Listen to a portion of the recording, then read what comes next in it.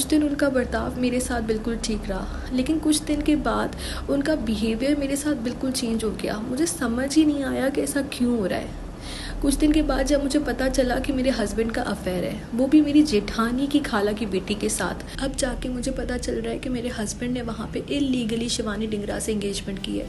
जब पाकिस्तान के कराची की निकिता अपने पाकिस्तानी मूल के पति जो लॉन्ग टर्म वीजा पे इंदौर में रह रहे हैं उनके खिलाफ एक्शन की मांग की है।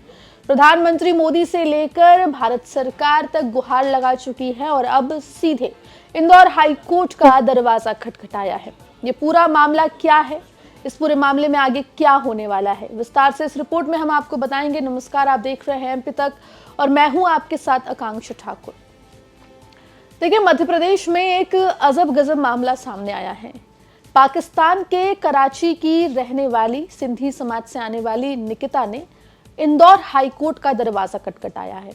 दरवाजा खटखटाया है अपने पाकिस्तानी पति के खिलाफ याचिका दायर करने के लिए।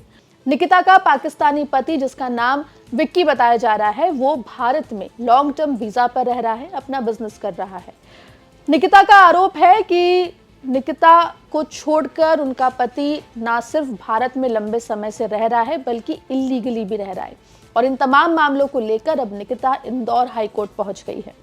कराची की रहने वाली निकिता ने इंदौर निवासी लॉन्ग टर्म वीजा पर रह रहे अपने पाकिस्तानी पति विक्की नागदेव पर आरोप लगाया है कि वो पाकिस्तान का नागरिक है। उसने वीजा समाप्त होने के बाद भी अवैध रूप से भारत में निवास कर रहा है।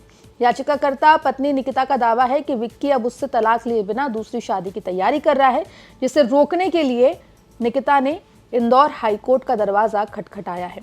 निकिता ने इसके अलावा पीएमओ में भी इस पूरे मामले में शिकायत की है और अपने लिए गुहार लगाई है।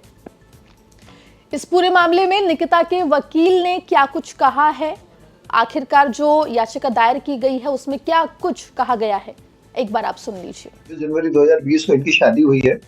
शादी होने के कुछ महीने के बाद जो ससुराल पक्ष है वो लड़की को इंदौर लेकर आ गया और इंदौर लेकर आने के बाद लगभग ये जुलाई 2020 तक इंदौर में रहे। इसी दौरान पति विक्रम द्वारा ये कहा गया है कि कुछ लॉन्ग टर्म वीजा के लिए उन्हें अप्लाई करना था, क्योंकि भारत में पाकिस्तानी नागरिकों को लॉन्ग टर्म वीजा के आधार पे ही ये अनुमति मिलती है रहने की।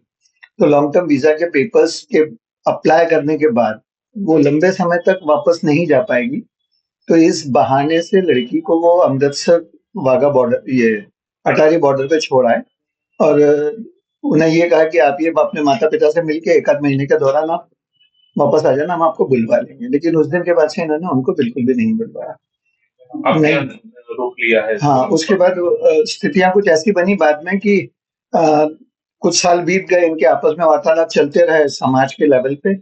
समाज के लेवल पे वार्तालाप चलने के बाद जब इनको लगा कि थोड़ा सा मामला गर्म हो रहा है, तो पति ने किशोर कोडवानी, जो हमारे उसमें पिटीशन में प्रतिवादी है, हमने हाईकोर्ट में पिटीशन लगाई है, उसमें कुल 9 पक्षकार है, विरोधी पक्षकार। निकिता पिटिशनर है, तो इसमें वन ऑफ द पार्टी हमने किशोर कोडवानी को इसलिए बनाया क्योंकि ये सबसे पहले वहीं पर गए थे उनके मीडिएशन सेंटर में, और एप्लीकेंट जो थे वो विक्रम नागदेव थे स्वयं। अपने आप को पाक साहब दर्शाने के हिसाब से शायद ऐसा कुछ किया होगा उन्होंने, ऐसा लड़की मतलब बालिका का कहना है, निकिता का। और उसके बाद जब ये इनकी रिपोर्ट बनी तो टोटली एक प्रकार से फाइल बंद कर दी गई थी। फाइल बंद करने के बाद मैटर क्लोज हो गया, लेकिन लड़की अपने लेवल पे तड़पती रही, उसको कोई सुनवाई नहीं हुई। तो वहां से फाइनली उन्होंने हमें अप्रोच किया और अप्रोच करने के बाद ये तय हुआ कि हाईकोर्ट में पिटीशन लगाई जाए। वहीं अब इस पूरे मामले में निकिता के पति विक्की नागदेव भी सामने आए हैं और विक्की नागदेव ने अपनी पत्नी निकिता के ऊपर ही उल्टे कई आरोप लगा दिए हैं। विक्की नागदेव का यह कहना है कि निकिता से उनकी शादी साल 2020 में हुई थी। शादी के बाद वो निकिता को लेकर भारत आए थे। वो लॉन्ग टर्म वीजा पर भारत में लीगली रह रहे हैं। उन्होंने ये भी आरोप लगाया कि निकिता उनको ब्लैकमेल कर रही है। एक बार आप सुन लीजिए। सर, वो 2020 में मेरी शादी हुई थी, ठीक है। 2020 में उसके साथ मेरी शादी हुई थी। 2020 के 15 दिन बाद उसने रोना धोना शुरू किया कि मुझे वापस पाकिस्तान जाना है। 15 दिन बाद मतलब कोविड लग गया। कोविड के बाद वो चली गई, जैसे रास्ते खुले शंकर लालवानी के थ्रू, तो वो वापस चली गई अप्रैल या मई के आसपास। तो उसको वहाँ 3 साल तक हमने समझाया कि भैया वापस आ जाओ, वापस आ जाओ। वो आने के लिए तैयार नहीं। अब 5 साल बाद उसको पता नहीं क्या प्यार जागा है मेरे साथ, तो वो वापस आने के लिए तैयार तो नहीं है। वो बार बार एक ही रिक्वेस्ट कर रही है कि मुझे डिपोर्ट किया जाए। मैं अलीगली रह रहा हूँ, डिपोर्ट होने का कोई रीजन नहीं है, ठीक है। और दूसरी चीज, वो जो अपराध कर मतलब मुझे बोल रही है, वो सब बेबुनियाद है, उसका कोई वो लीगल रीजन नहीं है। सिर्फ वो ब्लैकमेल कर रही है, वो जिसके साथ मिल के वो कर रही है वो भी ब्लैकमेलर है। हमने तो 3 बार अनाउंस किया है पंचायतों के थ्री कि भैया हमारा डिवोर्स किया जाए, वो ब्लैकमेल कर रही है। वो हर बार स्टेटमेंट चेंज कर रही है, 3 बार वो अमाउंट चेंज कर चुकी है, हर बार उसकी स्टेटमेंट। आपने कहाँ अप्लाई किया थी? सर अप्लाई हमारी पंचायतों के थ्रू अप्लाई होता है, हमारा कोई लीगली दस्तावेज नहीं बनता शादी का। जहां एक तरफ इस पूरे मामले में निकिता का आरोप है कि शादी के बाद विक्की निकिता को कोविड महामारी का बहाना बनाकर अटारी बॉर्डर पर छोड़कर वापस आ गया था और उसे वापस नहीं बुलाया और अब वो दूसरी शादी करने जा रहा है।